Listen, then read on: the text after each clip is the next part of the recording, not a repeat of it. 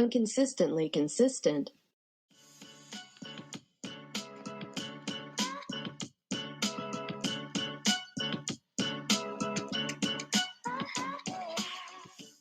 Hello, and welcome back to Inconsistently Consistent, the podcast which went on a little bit of a recording hiatus, even though we're up to date on episodes, because Melanie lost her voice. I am Melanie. And I am Rachel. Yes, we are somehow still up to date with episodes, which I don't know how, but anyways. Pretty sure I black out during some of the weeks. It's fine. We have a week on and then a week of just blackout. Yep, pretty much. Just vegetative state. That's what we Pretty do. Yeah. Mm-hmm. That's what I do. We really anyways. take radio silence to a new level of literal. We take radio silence and we say, we'll see you, radio silence, and raise you just silence. Raise you vegetative state for a full week. Rotting in the bed with the cats beside you. Speaking of cats, Melanie, you said you had a story about one of your many cats. And by many, I mean 2. She only has 2 cats. I only have 2. I had 3. Yeah, she had 3. R.I.P. Bells. Yeah, Bells passed, but she was like 14, so yeah, it was expected. She had throat cancer. Mm-hmm. All those cigarettes she was smoking. Yeah, she smoked like a pack a day, didn't she, or something? Yeah. If she stuck to the one, she was an expensive cat. Let me tell you that. I believe that. Her cigarette habit. But she wasn't the weirdest of my cats. And I thought that was Peanut, who's like, if you could just imagine like a really, really pretty looking cat that has no brain and just, it's like in her head must just be like the Wii loading music. Mm-hmm. That like do. That's all that's going on in there. Yeah. And I thought that was the weirdest one. But no, it's the middle child, Spinelli. It's always the middle child. Yeah. Named after my favorite character from the show, Recess. Mm-hmm. Ashley Spinelli, with her leather jacket and combat boots and her gravelly cigarette smoker voice. Mm-hmm. Seems to be a theme. Seems to be a theme with you. Yeah, maybe. But I digress. Mm-hmm. Spinelli, I am now saying, is likely a psychopath. Mm-hmm. So here I am, just in my washroom, getting ready for bed, I'm just like washing my face, brushing my teeth, and I hear all this like pat, pat, pat, pat, pat. I don't know if you can hear that. Mm-hmm. Yeah, I can hear that. Like this, and I'm like, the frig is that going on? And I'm like, Spinelli, whatever the fuck you're doing, cut it out.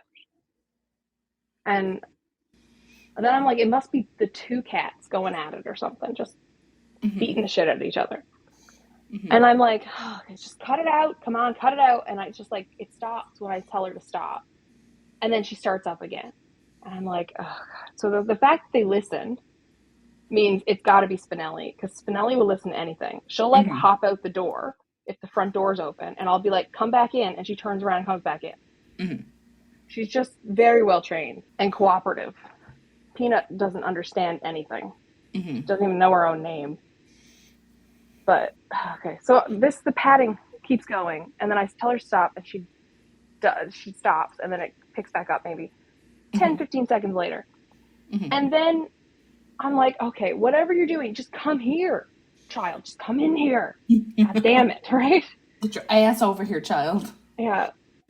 And she comes in, and she drops the biggest insect I've ever fucking seen in my life at my feet. I don't know if it's a centipede or a millipede. It was like at least 2 inches long, as thick as like a hair elastic, like a thick one. And I'm like, the fuck is this? And then it wiggles. It starts to crawl toward me like, oh, your mother, like, this is your mother, Spinelli? Thank you for introducing me. I'll give her a hug for welcoming me into her home. And I'm like, my cat is defective. She's supposed to kill it and deliver it to me. If she must deliver it, I don't want her to do deliveries. But here she was just patting at it somewhere down the hall and drops it at my feet in the bathroom. And I screamed because it's horrifying. 2 to 3 inch long thing. I've never seen a bug that big in Newfoundland. Okay. I thought I was safe unless I went to Australia, where they have bugs like that. Yeah. So then I had to beat it to death with my hairspray bottle, which is not a good idea because if you read the labels, they're explosive. Yes. But I didn't care about that bit. I was like, at least I'll go out and won't have to deal with this shit anymore if it takes me out. So I beat it to death and it wouldn't. So I had to like toss it in the toilet and flush it. And it was just horrifying. And now I'm convinced every time I go to the toilet that it's going to crawl back out. Of course, because logic. Yeah, this is just my intrusive thoughts. And, you know, it's a stressful day. And this was like 1 a.m. when I was supposed to have gone to bed at like 9. I was trying to because I had to get up really, really early and was like, I'm going to get in bed early at 9-ish and just like lie down, relax, listen to some music, try to like learn how to sleep again because that's not a thing I do anymore. And no, this was like, you know what you need? Adrenaline at 1 a.m. Obviously. Yeah. Pure, unadulterated adrenaline and terror for my life. Yeah. And I didn't have shoes on. I didn't have socks on. My toes were vulnerable. All of them, like million little fucking legs. I don't like anything that has less than 1 leg or more than 4. That's the rule. That is the rule, indeed. That was my stressful scenario of my defective cat who was like, here you go. You do the killing and eating the bugs. I just bring them to you. Yeah. Yeah. I've been having this weird phenomenon when I wake up where my jaw is sore. And what are you doing at night? Apparently, I think that's an indication that I'm grinding my teeth, which I have never done in my almost 31 years of existence. And I was talking to my family, my sister and her boyfriend about it. And her boyfriend goes, are you like unconsciously stressed? That I went, Adam, I am consciously and unconsciously stressed. So yes. The sweet release of sleep is no longer unstressful. Yeah, it wasn't too bad this morning when I woke up, but I know like over the weekend and stuff when I woke up, I'd wake up and I'd be like, man, my jaw is really sore today. Like what the. So I have a dentist appointment in 2 weeks. I'm going to bring it up to them and be like, yo, been noticing this. You know, and see what they say. Yeah. That's been my existence, is just my sore jaw lately, and I'm very confused by it. Anyway. So this episode is part of our series. I try. Part of our series that we have dubbed Captive Audience, where one of us picks a topic and we just word vomit at the other person. And the other is just forced to listen. You're forced to listen. And I have talked about some ideas that I've wanted to do. Horoscopes is one of them that I will do at some point. That is not that episode. I was going to do horoscopes. And what happened is I was on YouTube one day and I was scrolling down through the front page and this video showed up on my front page. And I was looking at it and looking at the title, and I was like, huh, this is interesting. Mm-hmm. And then I looked at the, so then I clicked the video and I watched the hour and whatever it was long video. A long one. I'm gonna give you the actual name of it. And for the listeners, I have no idea what this episode is about. Mm-hmm. Just that Rachel is holding me captive and making me listen to her. So it's on a YouTube channel called Rotten Mango. Mm-hmm. And she talks about different like true crimes and stuff. Mm-hmm. So the one that I came across was about deep sea squid fishing. And it was about a crew that there was 33 men on board, and when it came into port there was 11 of them left because 22 were murdered By a giant squid? by each other. Oh. I know it would have I been would hope exciting if this it was was. a I know I was monster excited. story. It is not. Well, it is because it's a murder story. Yeah, I mean, it's a people are monsters story. Yeah. So Mm-hmm. So I came. 33 men, how many squid? Very important to keep track of the numbers. It doesn't give the numbers, but I am Mm. going to talk today about deep sea squid fishing and what happens because she described it in the video as IRL Squid Games. Yeah, like that already. Yeah. When did this happen? Where did this happen? Why? You will find there's many. I have all the answers for you. I have most of the answers, not all of them. So Yeah, like not telling me how many squid there are. it Very doesn't give me the important. number. It doesn't give me the number of squid. I'm sorry. Yeah, well, like the squid is my favorite character already. I know. I'm sorry. So basically, you might be asking yourself, Rachel, what is deep sea squid fishing? And it's I think exactly it's what it sounds pretty like. evident You fish for squid in the deep sea. in the deep sea. And this market, this job is dominated by China as they are one of the largest exports of seafood. Okay. However, they are not the best when it comes to this. Because they rank the worst in regards to it being illegal, unreported, and unregulated with regards to how they go about the deep sea squid fishing. Mm-hmm. So they have over 10,000 vessels that are subsidized by the government that go out and do this deep sea squid fishing. And they kind of stay off in international waters because like you can't do anything if you're in international waters. There's a couple like countries that are trying to stop them because they know how bad it is. Mm-hmm.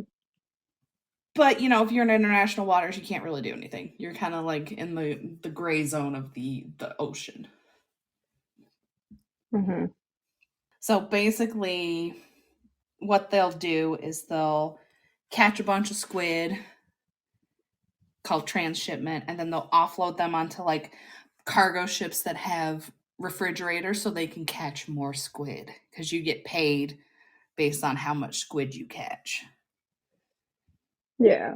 That's kind of like one of the illegal things is they give you like in the story they were saying, oh, if you don't catch squid you'll get like a base amount, but if you do catch squid your pay is going to be based on how much squid you catch. Mm-hmm. So like they could have done shit all and made a decent amount of money. You want to know how long these boats can stay at sea? One Yeah. boat was on sea for 637 days. That's a lot. That's almost 2 years. Yeah. And how Because many squid? it doesn't tell me how many squid, Melanie. Well, obviously they get paid like by how much squid. They really should know how many squid are on board. They should. Yeah, especially for how many lifeboats they need. If the boat were to go down and the squid needed to escape. Yes, only the squid needs to escape. Not the people, just the squid. That's what happened to the 22 others. Or So, whatever. I don't know what numbers you said. and 33 were there. there was 33. There was 11 when they docked at port. Ah, yeah. See, the 22 others didn't make it to the lifeboats because they were occupied by the squid. Mm-hmm. So, it's technically not illegal to keep people that long at sea, but they could be using it as a front for, illegal activities, or forced labor is kind of the big one that came up a lot in my research. Yeah, Like which is also those, animal abuse to force the squid to work. I know, right? I'm creating my own narrative here. I've noticed. You want to know how they catch the squid, though, With which I found interesting. nets? They take a giant light, like a spotlight, and they shine it on the water. Because, like moths, mosquitoes, and Melanie, they're attracted to bright, shiny things. I'm not sure about the Melanie part. Now, things that are all black and look very goth, I'm all about. Bright, shiny, I don't know. I will be distracted by. Maybe enough to be caught in a net. So, of course, they bring them all up, and they'll use barbed lures on fishing lines to like jig the squid up as they come up and like, ooh, go towards the light. Oh.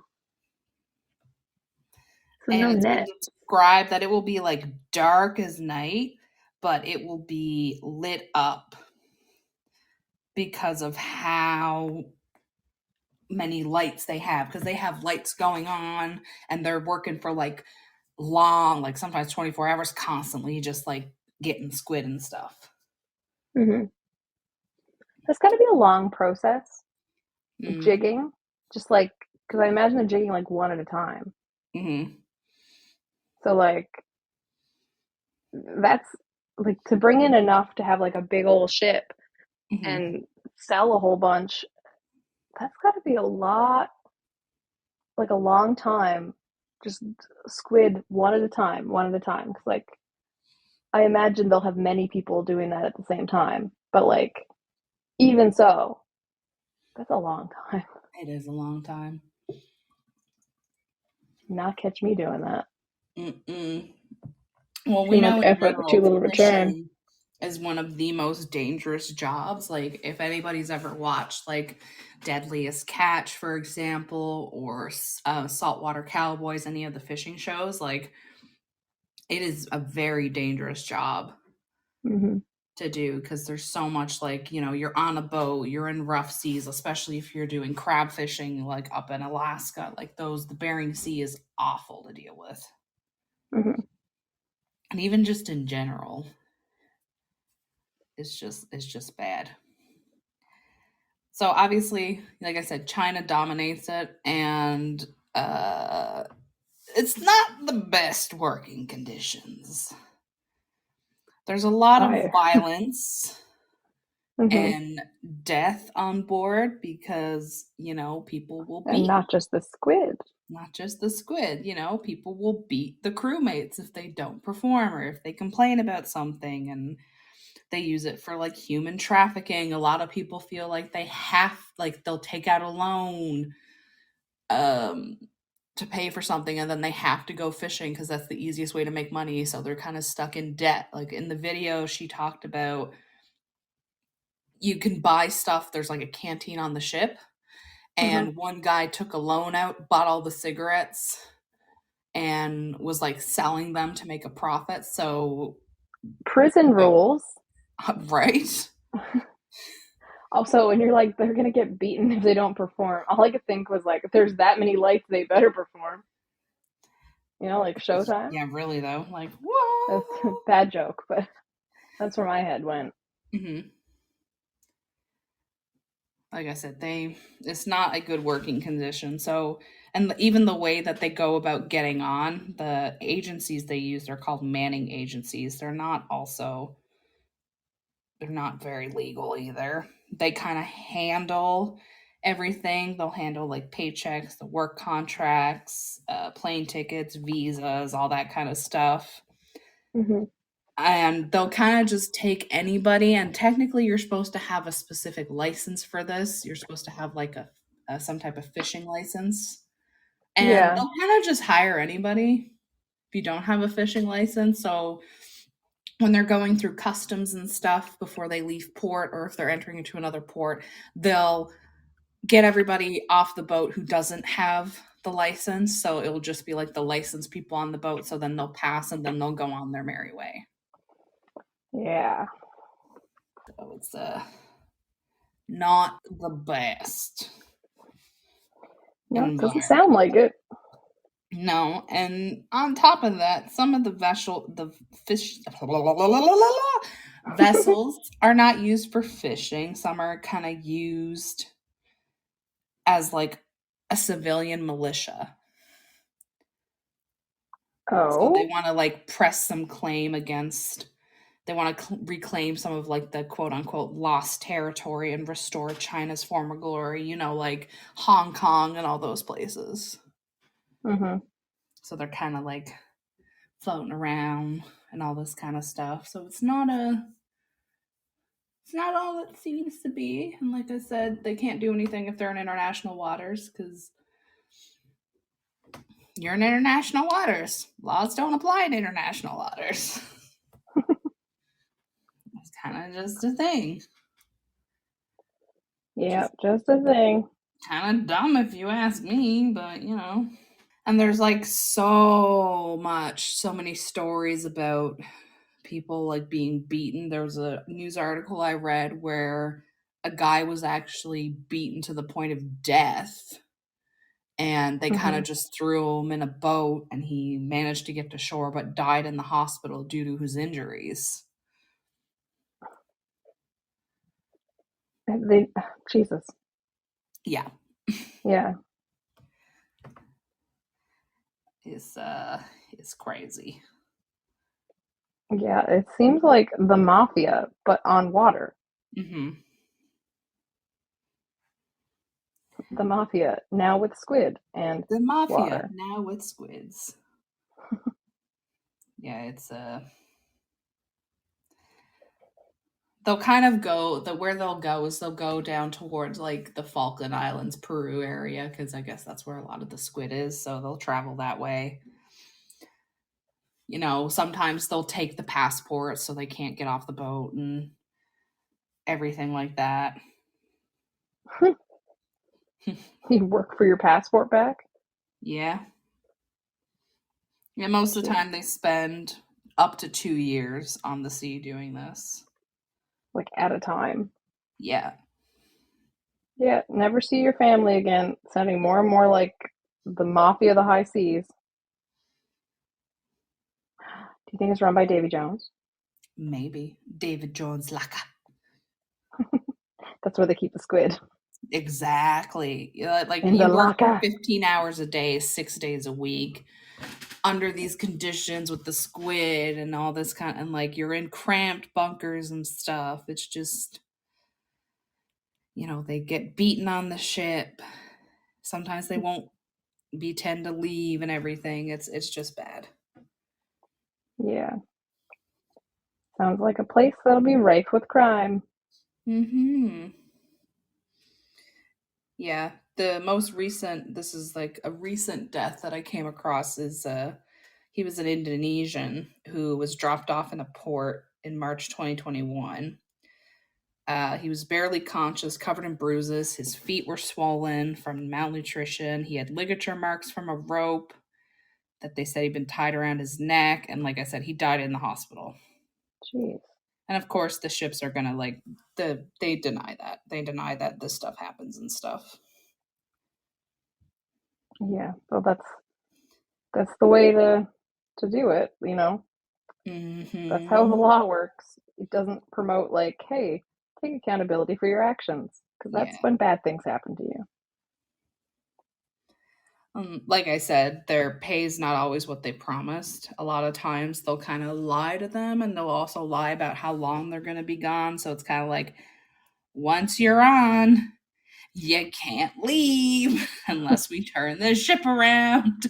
Yes, it's Which I Hotel don't want to California on the do. high seas. Yeah. You can check in, but you never leave. Yeah, pretty Hotel much. California, but on the seas with the squid. Yeah, it's not fun. They'll also turn off their transponder, which is not legal. So they'll kind of like turn it off, disappear, and go do God knows what. You know, they're trying to make the Chinese government take accountability, but yeah, no. Good luck with that. The other thing is, like, apparently when Squid died, she was talking about this in the video as well. They scream or something. Jesus. So imagine having a bunch of squid on board as you're killing them, and they hiss, and there's just this hissing of squid. Yeah, that sounds like a great way to go very mentally unwell very quickly. You're like, yeah, we're just going to kill massive amounts of squid, and they will scream at us in pain as we kill them. That And won't they fuck with you ink. at Don't all. forget they have ink, so they'll like ink all over the deck. It's gonna get all over your clothes. Apparently, squid ink is very hard to get out. Yeah, so you're like full on Lady Macbeth style guilt trip. You're like, oh, damn spot of ink. Exactly. You know?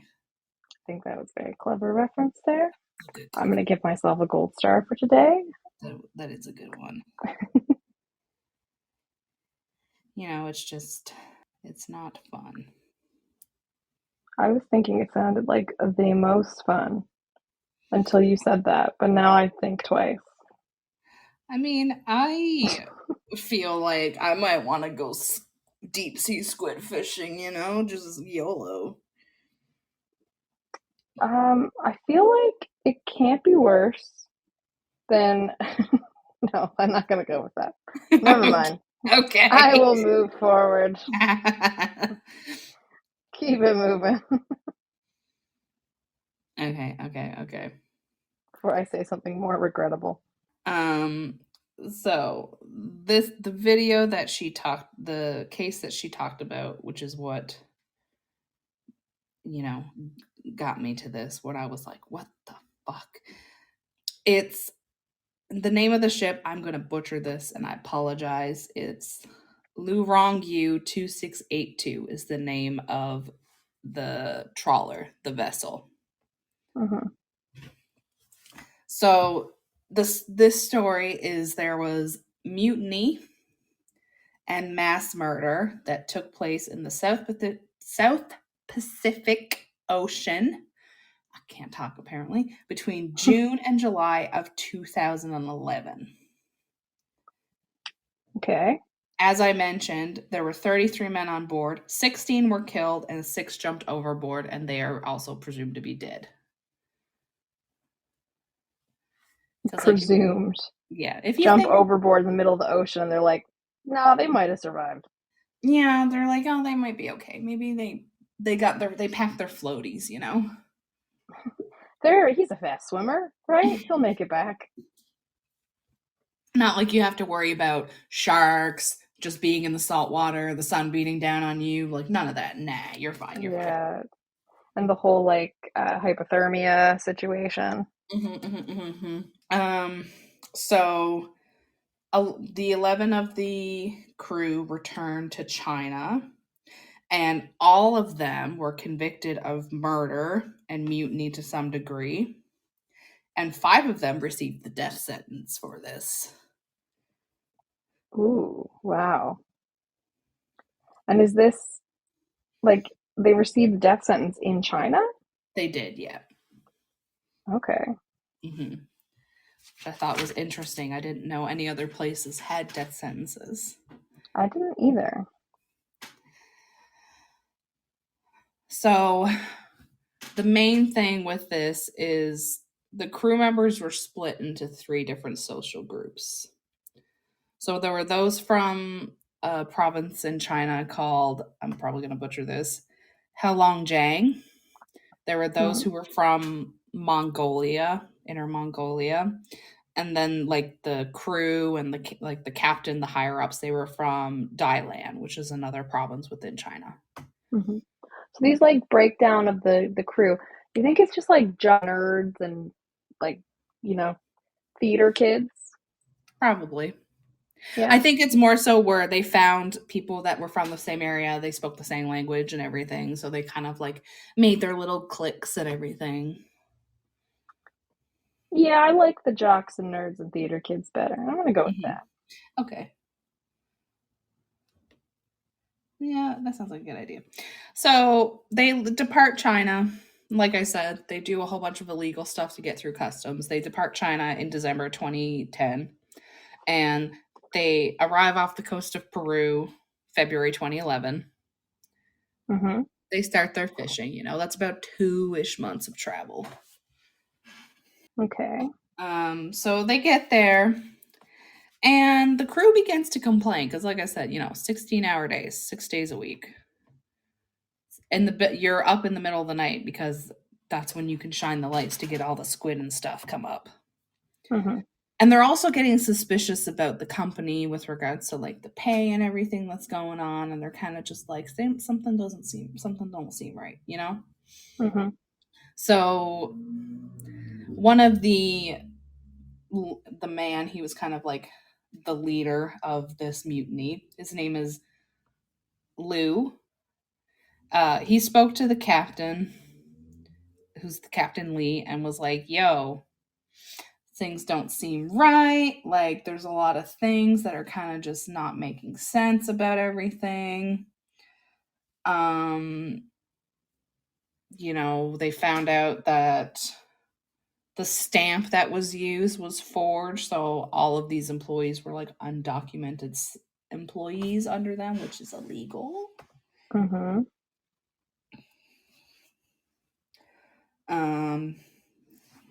They were worried that their salaries were going to be deducted because they reread their contract, and basically they found out if they actually fish, they'll make less than if they didn't fish. I can't remember exactly what she said the base was, but it was like a decent amount for if you kind of just fucked around and, oh no, we can't find squid.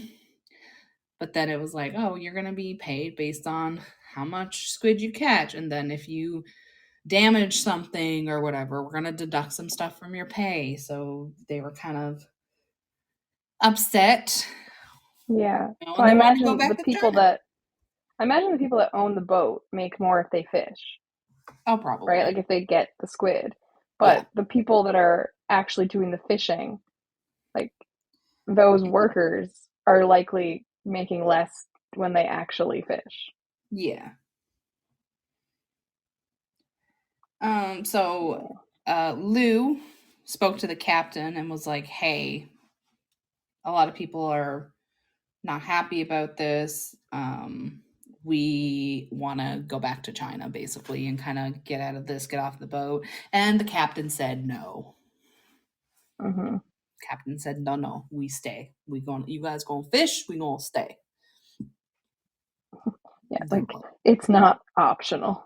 It is not optional. We're on this boat. I'm not turning this boat around. I'm not gonna go fuel up in Peru and turn this boat around. No. Like when you stepped onto this boat, you will never leave this boat. Yeah. So, because that was the thing. They would stop in the ports, but they would do so to refuel. Mm-hmm. So it's like either the squid will die here or you will die here. Exactly. You choose. So, on June 16th of 2011, Lou led a group of 11 crewmen to hijack the ship. They've been planning this for a while. They're like, we're going to hijack the ship because we want to go home to China, is what they said. So they hijacked the ship. They beat up the captain. The cook heard the ruckus, and he came out to kind of see what was going on. He had a knife, and the mutineers killed the chef. Yeah, he was just like, does anyone want a sandwich? And they're like, kill him. Yeah, so they kind of were like, oh, he fell into the sea. We'll tell people that he fell overboard if they ask. Yeah. He slipped. And that other one slipped too, but on a knife. And then that one slipped too. It's crazy. It's so slippery. Someone get a sign. Oh, it's crazy. It's fucking wild. So, of course, they took over. They forced the captain to sail back to China. Yeah. So they're kind You of know, I can kind of understand the predicament where they're just like, this is all we can do here. Let's go do this. Yeah. So they were concerned that some of the other crew members were going to retaliate for killing the chef. His name was Zia. So they disabled the communications. They locked all the knives in the lifeboats and life jackets up. You know, so they were kind of like, just the other people were no problem, but they were like, they're gonna riot over the chef because now we have to like eat rations and just eat terribly for the next however long it's going to take to get back. Yeah, exactly. And when you're hangry, like when you're hungry, you're not yourself. Snickers said it best. So they kind of, Lou got more, the thing that she talks about in the video is Lou got more paranoid and was thinking that people were gonna like start revolting against him. So he decided that they were gonna have a hunt, is how she described it. A hunt? A hunt. And what will they hunt?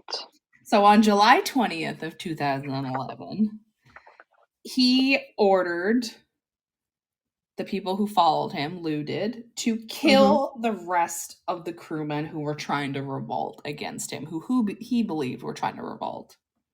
Yeah. So they did this while they were playing loud music to kind of cover up the screams and everything. So those who weren't participating in the hunt wouldn't be like, why are people screaming, you know? And then they were throwing the bodies overboard. Convenient disposal site right at their fingertips. Like I said, there was people who also jumped overboard because they were like, no, this is just too much for me. And like I said, you can't really survive in the ocean when you jump overboard. No, and hypothermic waters, you only got about like 10 minutes before your body starts to like shut down non-essential functions. Yeah. So as an ex-lifeguard, I know these things. So you have like 10 minutes-ish to get out of the water before your body says, send all the heat and the sensations and everything and the motor responses just to like core so that we can keep your heart pumping and everything. And then that means your limbs will no longer work. So you can't keep yourself above water at that point. So unless you have like a proper life jacket, and the life jacket being the one that only has floats on the front to make sure if you were knocked unconscious that you would be flipped upward and can still breathe, then you're fucked. You can't get out of the water. Yeah. And he made sure that the mutineers all took part in the murder. Like he would make sure you killed somebody. Very mafia-esque with that. Because it's like if everybody's got their hands dirty, everybody has to keep their mouth shut.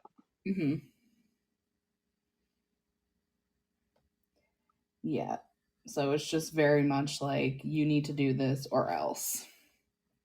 Yeah, and very much like very paranoid, but also very smart about the paranoia, like on how to actually go forward with this and make it like he could have got away with this potentially. I don't mean to compliment the killer and the ringleader of this, but altogether seems like he's doing a pretty good job of being awful.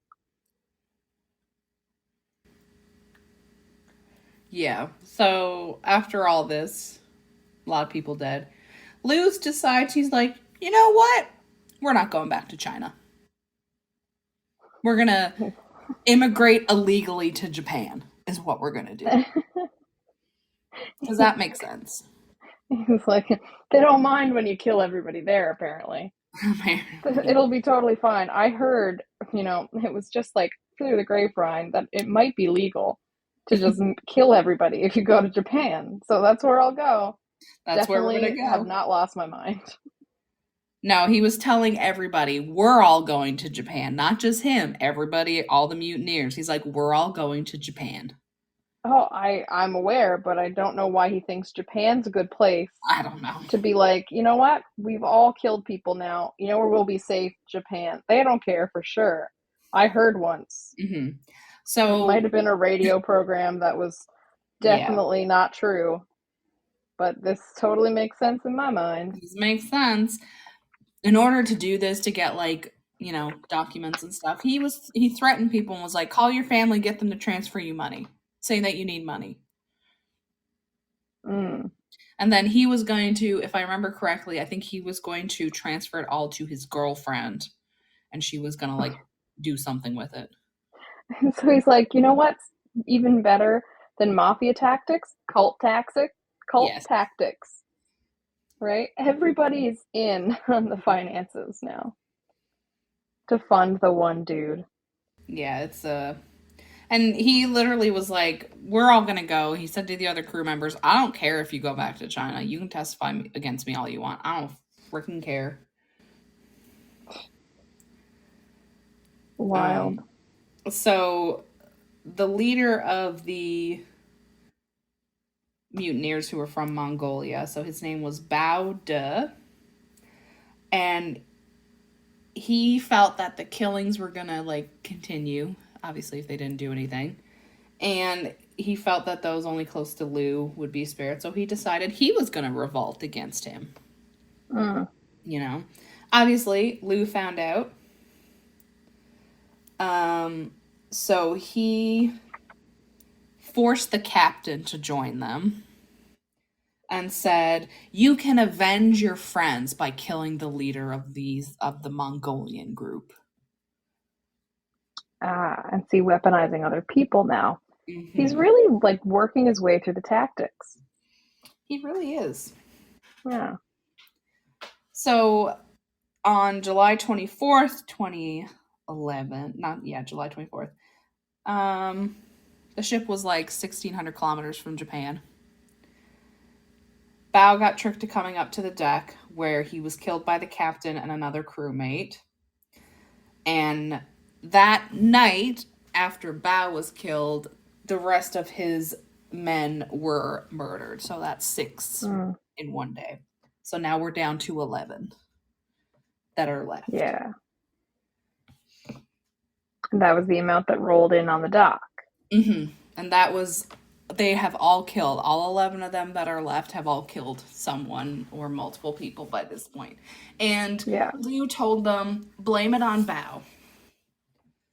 We're going to blame it on Bao. And we're going to say that they escaped via a lifeboat. And even more cult mafia tactics. He threatened to harm their families if they did not comply with him, because he had their addresses from the ship's record. Did he have a rule book? A how-to guide? No. On how to handle these tactics or something? Because as you know, he's a smart little psycho, isn't he? Mm-hmm. Yeah, no. So they pull up in Japan in August. They kind of there. And of course, the Japanese Coast Guard is like, this is a small crew on this boat. 11 seems like a small number. And there's thousands of squid. There's so much squid on this boat. There's no way these 11 people caught all this squid. The squid was the true hero of the story because they came up and they testified against him. Mm-hmm. That's what happened. They were like, this is interesting. There's also some problems with the boat. They were running through fuel quicker than what they thought, and the boat, the ship wasn't working properly with regards to, like, the engines and stuff. So of course they sent out a distress call. Japanese Coast Guard came, and they're like, "This is sus. This is a small crew. It's very sus." So they contact the Chinese Coast Guard, and they come over, and they bring the ship back to China. Mm-hmm. You know, his plan is failing. His plan has failed to get them to immigrate to Japan. Yeah, he was like, "We're all going to Japan. It's gonna be great. We're going on vacation." And I've heard that they've got like the purge tactics going on where murder's super legal right now. I think it's a great place, great time of year, great sightseeing. It'll be wonderful, guys. Yeah, it'll be so Nothing can go wrong. So they get there and they're like, "We don't want you murderers here." No, we don't want you here. So of course, as soon as they get back to China, they're all immediately detained and arrested when they returned on August 12th. Yeah. So obviously, of course, at first they all denied any killing. No, we didn't kill people. It was this person, and they escaped on a lifeboat. Like, they're somewhere in the Pacific Sea. Why don't you go look for them? Like, why are you talking to us? Like, I just had a hard day. I'm just a Pisces. I'm just a Pisces, and it was totally the squid. They mutinied and they killed everybody, and they used mafia and cult tactics. Not happy, okay? And it's just so hard. The squid were not happy with their room and their board, and they freaked the fuck out. And it's not us. We didn't do it. So they kept that up for a bit.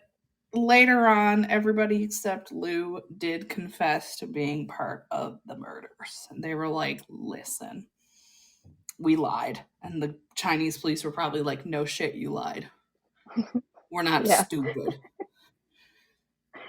No shit. It wasn't the squid? Who knew? It wasn't the squid? Wow! The bunch of dead squid in the freezer didn't murder everyone? How would we ever come to this conclusion without your assistance? Yeah, so they did. Lou didn't confess. He kept to his story that it was Bao who initiated the killings and everything like that. And they were like, But also, imagine you're like the family of one of the people who either jumped overboard or was murdered and thrown overboard. And then essentially eaten by sharks, and maybe the squid as a revenge killing thing. It's just... It was an honor killing, Rachel. Honor killing. You get there, and it's like, what do you mean they're not on the boat? They were on the boat when they left in December. Why are they not on the boat? I don't understand. What do you mean? Like, how horrifying would that be to find out that your loved one, your son, your brother, because it was mainly men who went on this boat to make some money or whatever, and they got murdered because one dude just fucking snapped from squid fishing. It'd be pretty fucked up. And then the more you hear about it, of like how it happened, you'd be like, and then what? No, this is a movie. What are you talking about? Yeah, I'm gonna link the YouTube video in this episode description because it was really interesting, and the way she tells stories, I like the way that she tells them. Like, she's really good at captivating and everything. I've watched a few other of her videos that I'm like, what the fuck? I watched one about these high schoolers that tortured one of their friends for like 4 hours. Gee. Was this like the 3 girls? No, this was a different thing. Okay, I thought it was a story about there's one with like 3 girls and the 2 girls like killed the other one Yeah, because And they said then like, Slender Man told them to kill her. Yeah. No, this is different. no, this is a different one that Oh. I'm talking about. It has nothing to do with Slender Man. It's well, that one didn't either. They were just making excuses. Yeah. But it was these like two girls who ended up killing their friend and then like chilling with the mom of the friend all the time, being like, oh, it's so sad that, let's say her name is Susie. I don't know what the name is. It's so sad that Susie has gone missing. It's crazy. There was this creepy guy that was talking to us this one time. It's probably him. And they're like hanging out with the mother, and the mother's like, it's so nice that she had such loving friends. And there was like an element of like Twitter being involved for some reason, of them like Okay. posting a bunch of shit, and Maybe that's it how was like the same. I don't know, because there was one where. No, the Slender Man ones are different. I do remember that one. I watched the documentary on that. And apparently, like, the two girls weren't there was suspicion that they were like in love with each other, and the friend caught them like kissing or something, and they thought she was going to tell everybody. Yeah. and they're just like, So oh. wasn't there like, is that the same one where the two girls might have been in love with each other, and the friend caught them like kissing or doing something, and they thought she was going to tell everybody, so they killed her? It might have been, but I don't remember Because I watched a that detail. documentary on that about it. I did hear about that one, but I don't know if that was the same thing. Yeah, it was. I don't know. Anyways, there's too many. Now that I think about this, there is too many stories about friends killing friends. Yeah, if you're killing your friend, you're not really friends. It's disturbing. Mm-hmm. It's disturbing. So, like I said, back to this now. They went to court in Weihua City in the Shandong province, and all 11 of them were convicted, and the convictions were as follows. So, Liu, Yang, another Liu, and Huang were all found guilty of murder and ship hijacking, and they were sentenced to death. Mm-hmm. The captain Li was found guilty of murder and sentenced to death. Okay. Another crewmate named Wang Pen was found guilty of murder and ship hijacking and sentenced to death with reprieve. I don't know what that means. Death with reprieve. I imagine that, like, it sounds like sentenced to death, but then like it was taken away. Of like, oh, you're actually gonna get jail instead. I clicked on it and it brought me to another page. So, death with reprieve, I think I'm pronouncing reprieve right, is a criminal punishment found in the law of the People's Republic of China. According to the Criminal Law Chapter 5, Death Penalty, Sections 48, 50, and 51, it gives the death row inmate a 2-year suspended sentence of the execution. The convicted person will be executed if found to have committed further crimes during the 2 years following the sentence. Otherwise, the sentence is automatically reduced to life imprisonment or fixed term imprisonment if the person is found to have performed deeds of merit during the 2 years. Oh, it's kind of like the what's the three ghosts that visit Scrooge? This is like the ghost of future whatever. Oh, the ghost of Christmas past, present, and future. Yeah, so the ghost of Christmas future who's just like, if you don't do this, this is what will happen. But legal. Legal, yeah. Another crewmate named Fang Xiang was found guilty of murder and sentenced to life in prison. Two other ones named Mei Lin Shang and Qiu Yang were found guilty of murder and sentenced to 15 years in prison. Another crew member named Xiang Lishan was found guilty of murder and theft. With a combined sentence was 5 years in prison and a 10,000 RMB penalty. I think RMB might be currency, but I'm not sure. And then another one, Duan, was found guilty of murder, and he was only sentenced to 4 years in prison. Oh? Yeah.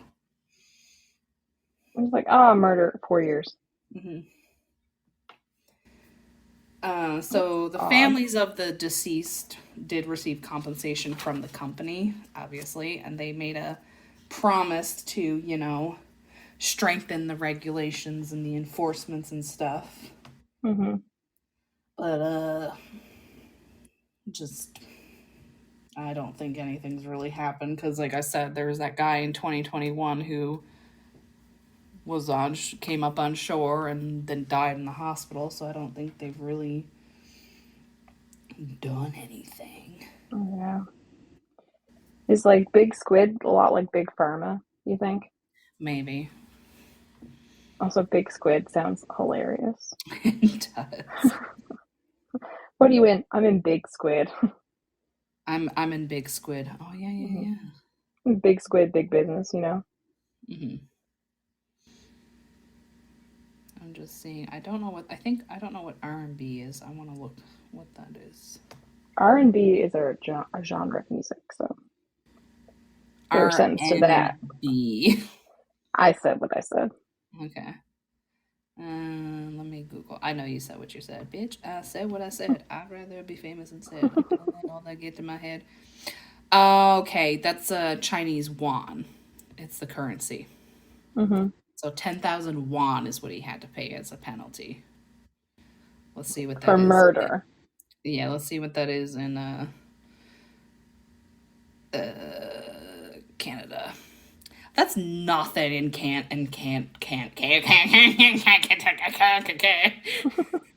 That is $1,935.65. That's the cost of murder? That's the cost of murder, apparently. The cost of murder. Mm-hmm. But also, in Chinese currency, that might be quite a lot because if you think about it, they're in a communist society. Yeah. So, you know, it's not like a capitalist one where they're like making, like they're Mm-hmm. working their ass off, making a shit ton of money, like dependent on how much they're actually kind of putting in. If they're like on an Yeah. hourly kind of pay, right? They're Yeah. just like getting what they need to survive. So that might be like insanely high for that kind of society, right? Like you I probably don't think have a lot it of extra is. money. Yeah, I think it is high for that society, like you said. Mm-hmm. You know. That's just, it's insane though. Mm-hmm. Just like, oh, yep. Oh, murder? Yep. Here you go. Here's some money that you have to pay to get away with it. Mm-hmm. It just seems weird that the sentence, one thing I found interesting is like all of them committed murder, but they all got varying degrees. Well,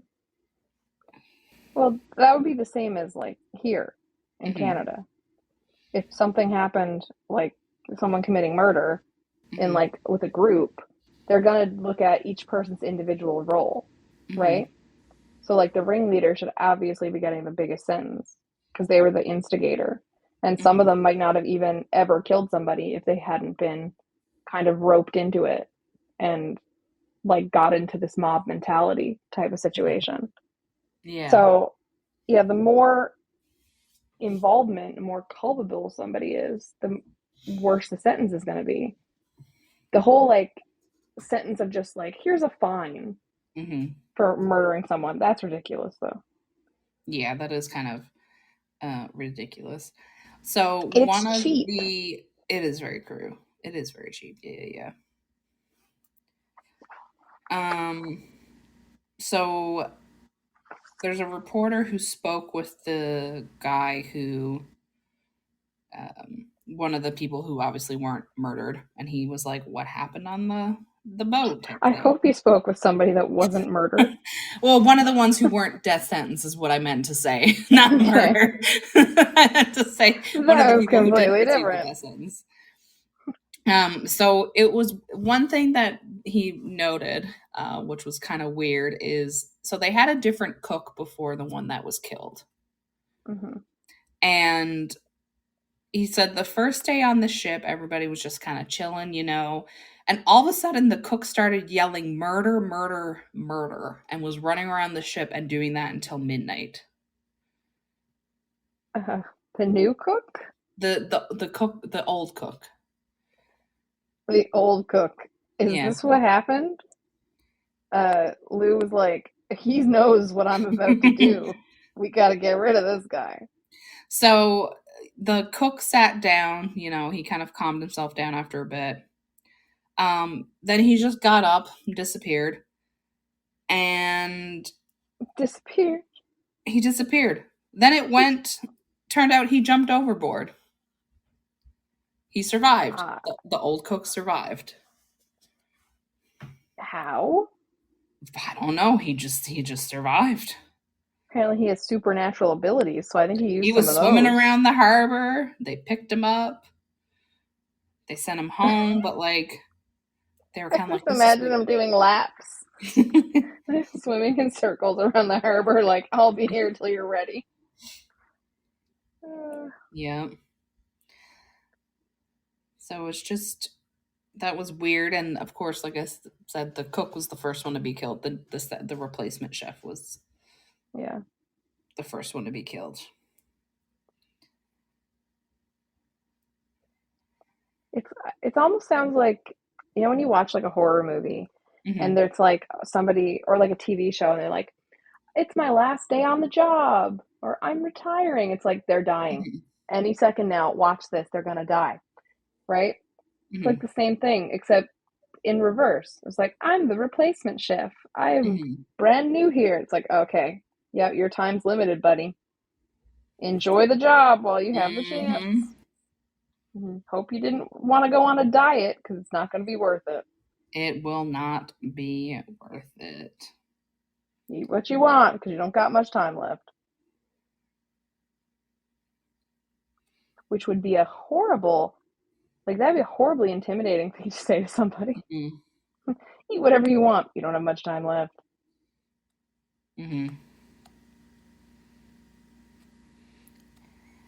Yeah, it's just, it's crazy. And this guy, and I'll link this article too, because it's interesting. You know, he talks about how Lou's going around being like, oh, this company sucks. They're going to short pay us and all this kind of stuff. And he said Lou approached him and said, hey, we're going to hijack. This guy said no. And Lou said, when it's all over, we're going to get anyone who didn't go along with it and chuck them in the life rafts.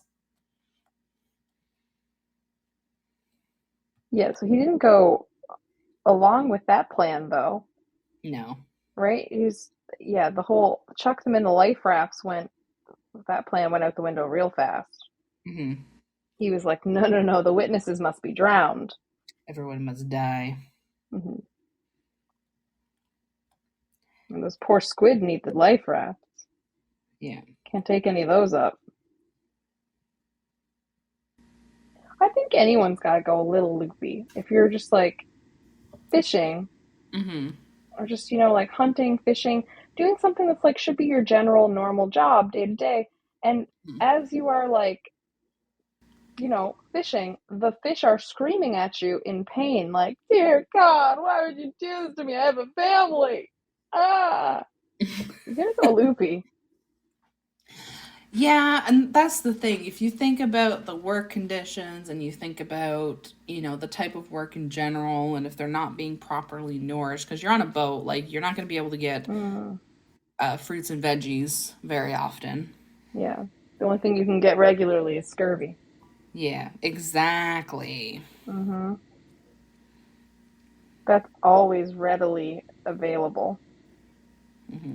I think the screaming squid thing, to me, it just reminds me, I don't know, was it the Korean War or the Vietnam War, where they introduced the tactics of the psychological warfare?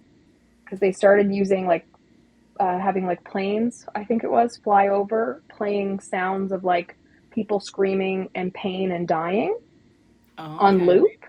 And it was to like beat down the willpower of their enemy, right? To like really fuck with their heads and be like, you have to listen on loop like 24/7 to like people screaming and dying on like audio recordings. Mm-hmm. And it was like of real torture sessions that they were playing, so that the people that were there like trying to sleep and trying to be ready to fight at certain times, like all through the night was this playing constantly. And not being attacked at that point, but like not physically, it was trying to come kill them at that point, but like to like not be able to sleep, to have this like listening to people being tortured and killed constantly, really like completely fucked with their heads. And there were so many instances of like people just killing themselves rather than deal with this anymore, or like running out into like the no man's land areas and stuff, right? Like making stupid decisions because they weren't well rested, they weren't in their right minds, because they're just like trying to make the noise stop. Yeah. So that's what comes to mind when you tell me about the squids. They're like screaming as they're like fishing and killing them, right? Just like already you've got that like an empathetic human is already going to probably feel bad, and then you've got that like as constant goings on, and then you add in the like the malnourishment and the lack like a lack of sleep and the hard working conditions and all that stuff. Even if it was like not an oppressive situation where people are being like beaten to like force them to work and like their shit taken, their passports and stuff, so they can't get off the boat and stuff, you're already in a situation where like the friggin' squid are psychologically torturing you. Exactly. Right? So anybody's gonna have like a hard time dealing with that. It's not like it's not out to lunch to have somebody have like a break from reality and go completely off the deep end there. Yeah, and even just the fact, like, I don't know when they did the psychological warfare, but even just the fact of, like, on the topic of no man's land and those type of things, you're gonna be hearing, like, but if the people aren't dead in the battlefield or anywhere, you're gonna be hearing them, like, crying out and moaning in pain, and that's gonna do a lot. I want to look it up here now because I can't, it's bugging me that I can't remember where that's from.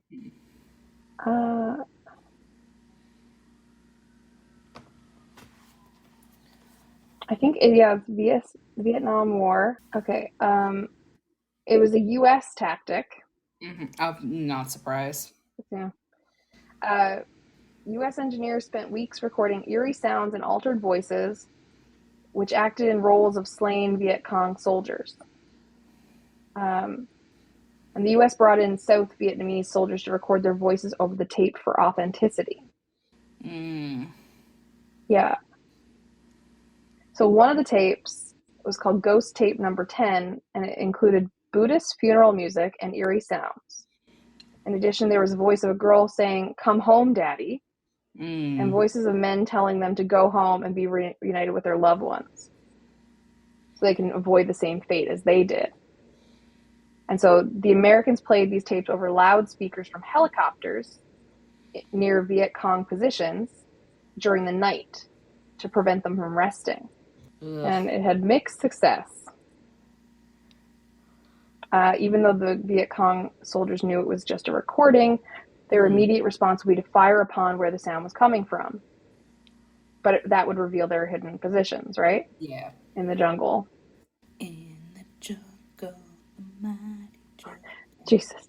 The Americans, the Army concept team, which had been responsible for Wandering Soul, is what this was called, admitted that the Viet Cong realized what was going on, but still insisted that the operation had been a success, despite presenting no evidence for their claim. Love that.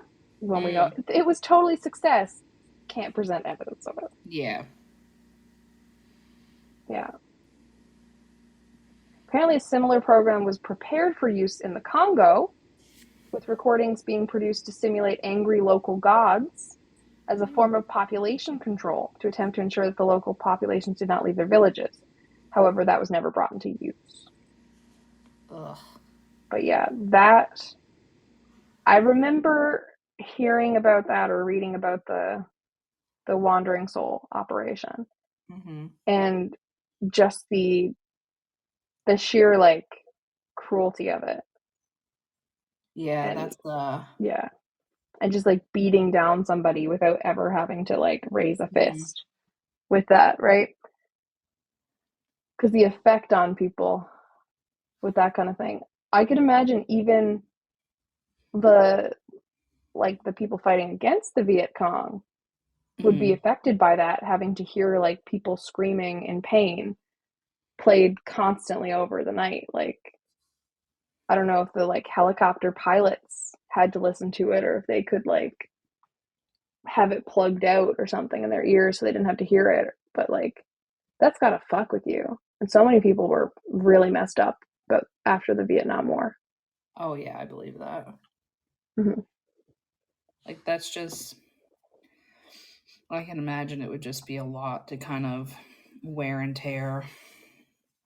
Mm-hmm. But yeah, that is basically my deep dive on deep sea squid fishing. And this Mm-hmm. case that led me down to research this, because I was like, at first I saw it and I thought, oh, this is just some story. And then, like I said, and she was talking about it and her research, and I was like, oh no, this actually happened. This is fucked up on so many levels. Yeah. It's crazy. The craziest thing to me is the guy that got a fine for murder. Right? Yeah. Like, I'm sorry, we just put a price on it? Apparently we put a price on murder. Yeah. So the price of murder, this was back in 2011, so obviously it's probably gone up a little bit because of Inflation. As It's like everything does. 2,000. That's probably close. I would say it's probably like $3,000 now. Yeah. Also, low key, The Price of Murder sounds like a sick novel name or a It movie. does. It really does. We're trademarking I'm that. Nobody yeah, steal it. It's I'm ours. calling it dibs. I want to tell you a kind of end it off, because this was a kind of a heavier topic for it, but I found it interesting. I want to tell you a dad joke. Before They we make wrap it everything up. better. It does. Why couldn't the T-Rex clap his hands? Because he has two tiny arms, or he doesn't have hands. Because he was dead.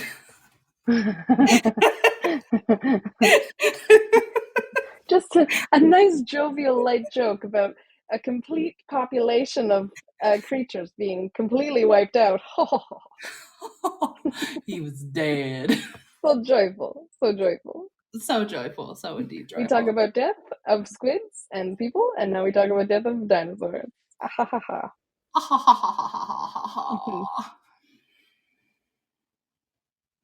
But yeah, those are captive audience. Next one will be Melanie whenever we decide to do another captive audience, and I'm sure she'll find something.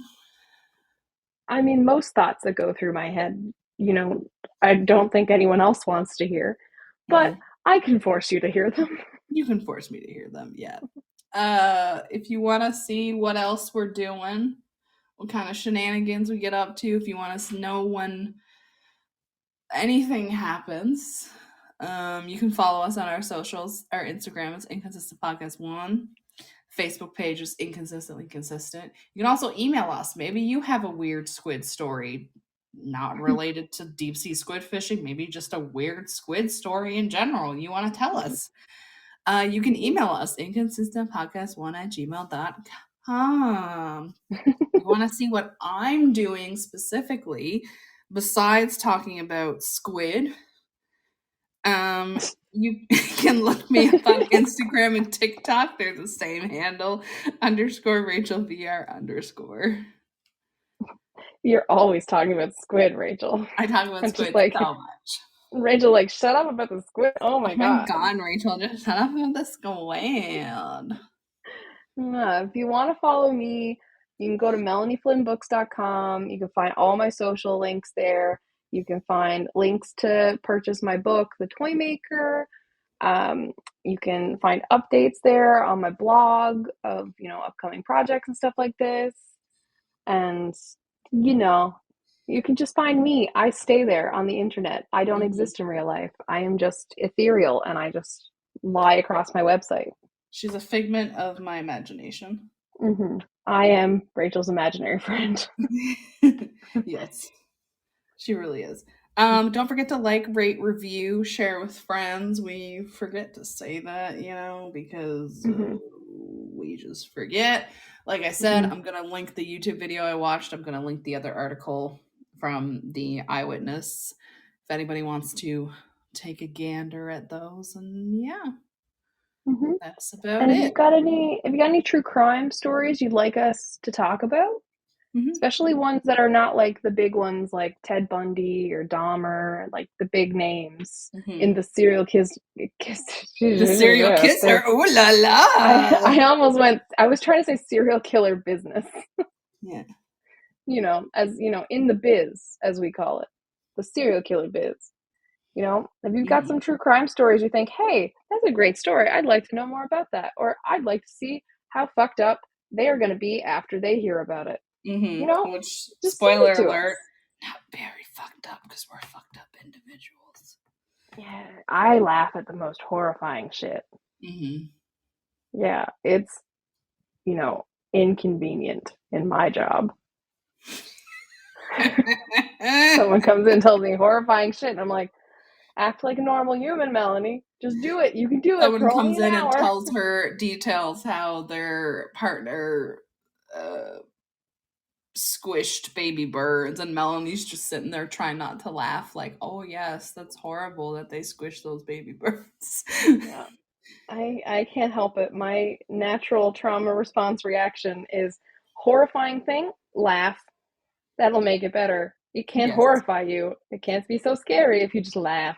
Exactly. It's not scary if you ha ha ha ha. Yeah.